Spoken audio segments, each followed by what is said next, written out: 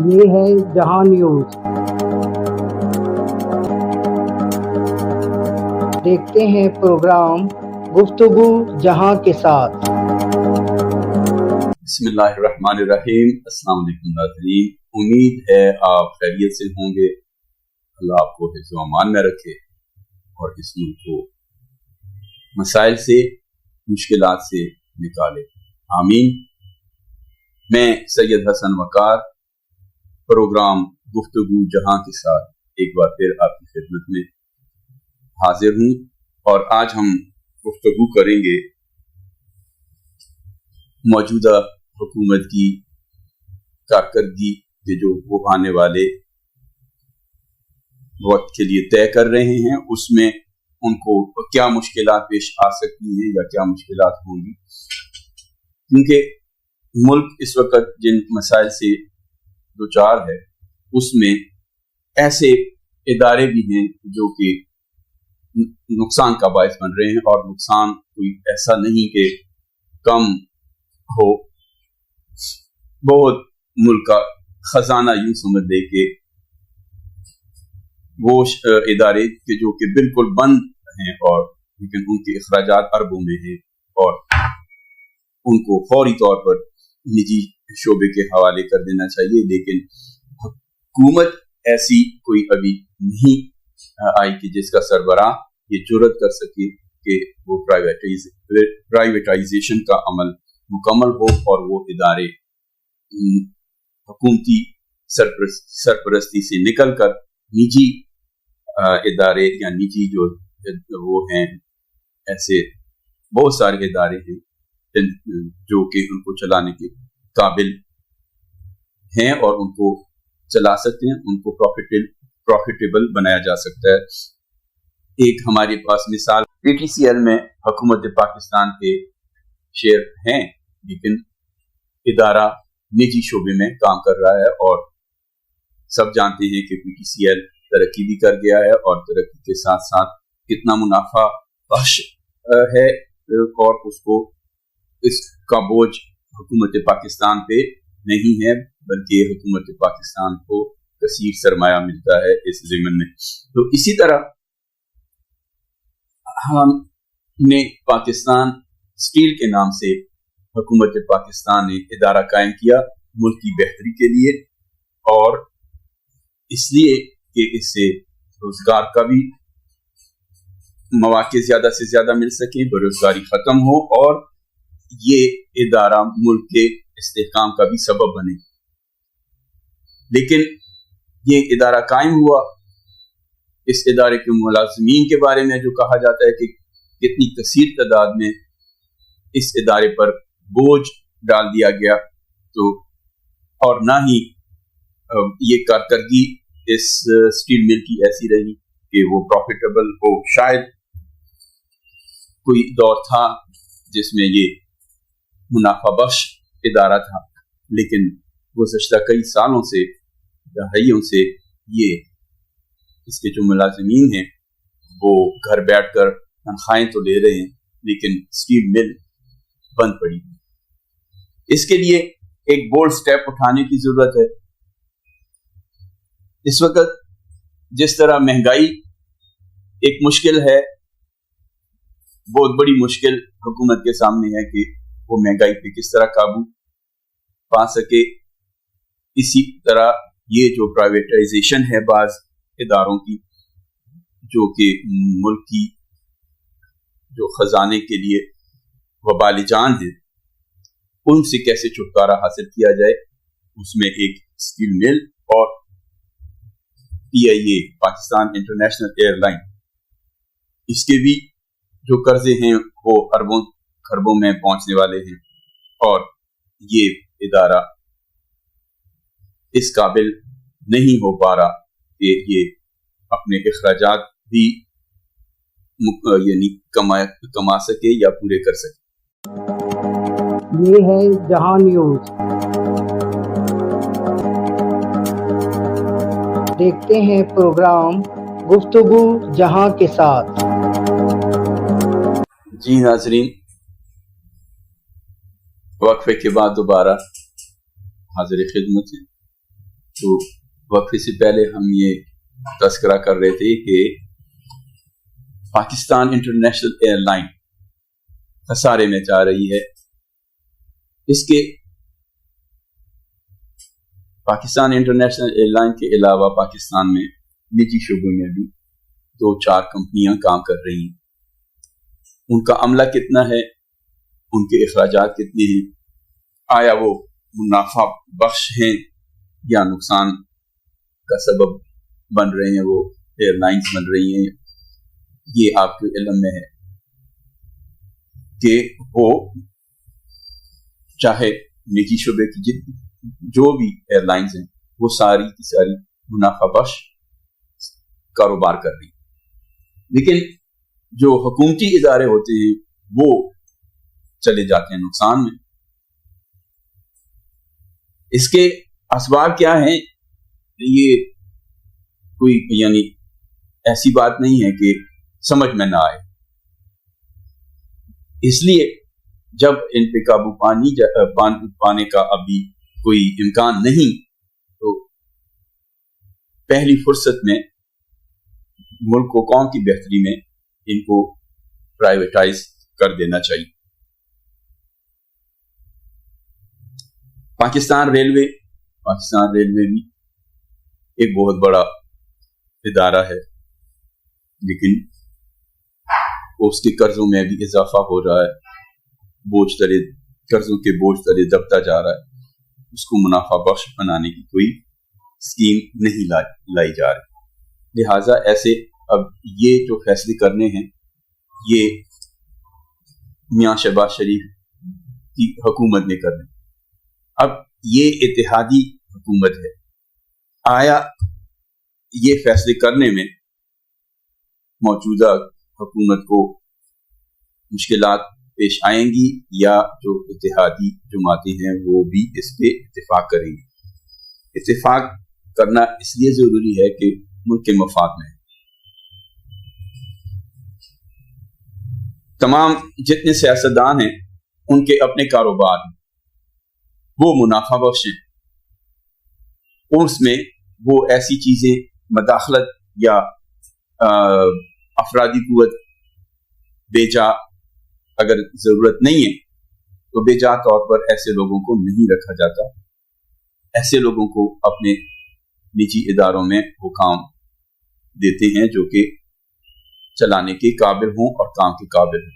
تو اس لیے ان کو چاہیے کہ ملک کی سربراہ وہ نگرانی میں, حکومت کی نگرانی میں جو ادارے چل رہے ہیں اس میں بھی اہل لوگوں کو سامنے لایا جائے تاکہ وہ اپنی صلاحیتوں کو بروئے کار لاتے ہوئے ان اداروں کو منافع بخش بنائیں, سفید ہاتھی نہ بنائیں.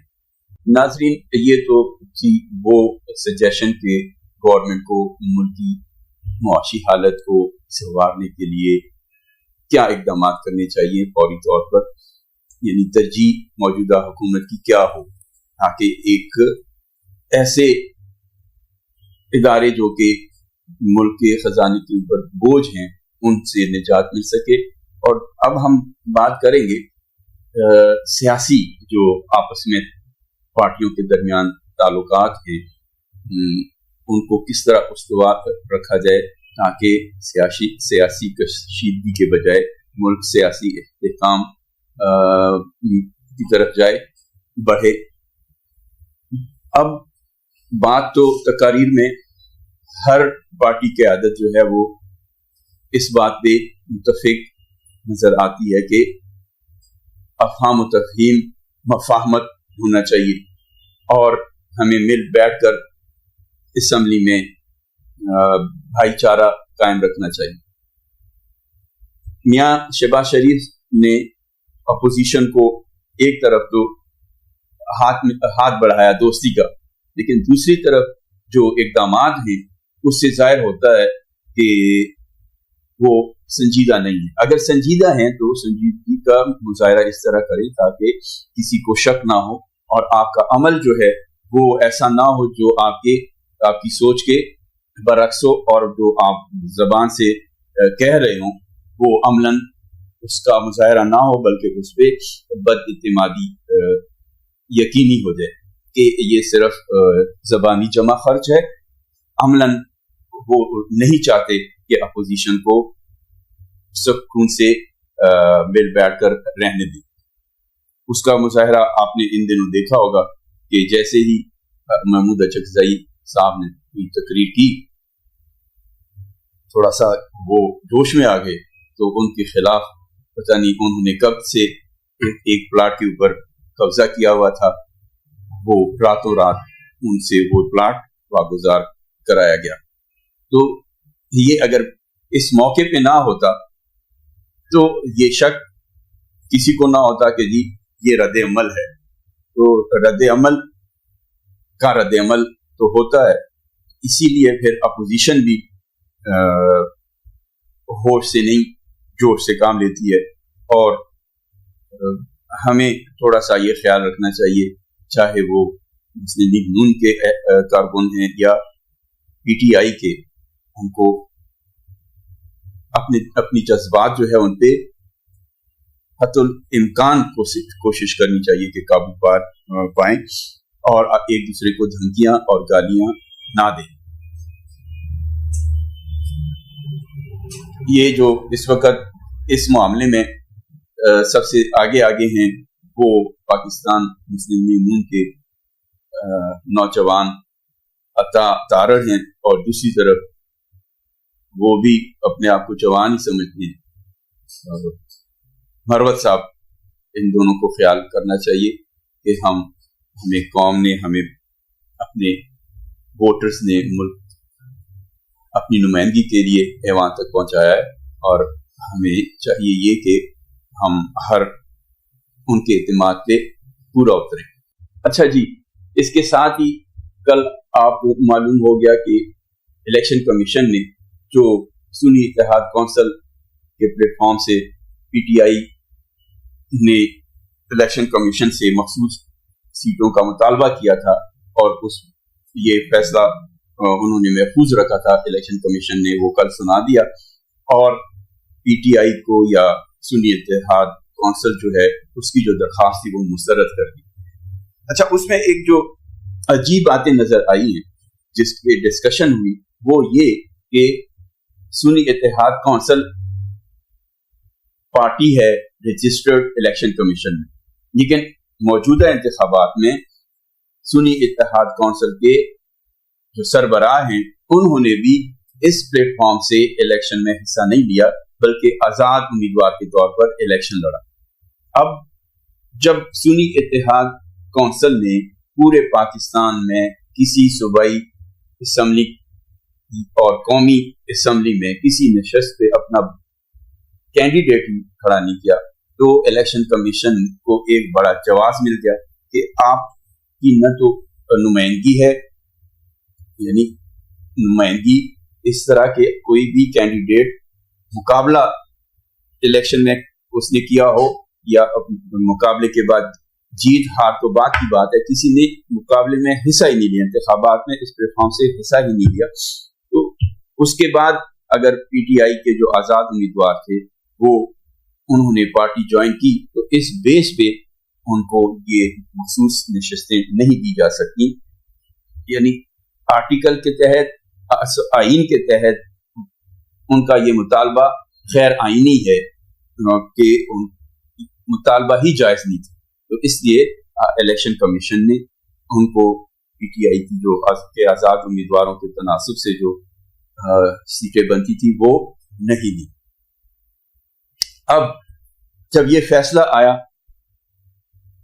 پی ٹی آئی والے تو سیخ پا ہو گئے کہ ہمارا حق ہم سے چھینا گیا, لیکن دوسری طرف نون کی جو قیادت ہے انہوں نے اس پہ الیکشن کمیشن کے فیصلے پہ جب اپنا بیانیہ دیا یا رد عمل شو کیا, وہ انہوں نے خوشی کے شامیانے بجائے شادیانے بجائے خوشی کے نون لیگ کی قیادت یا نون لیگ کے ارکان میں خوشی کے شادیانے بجائے.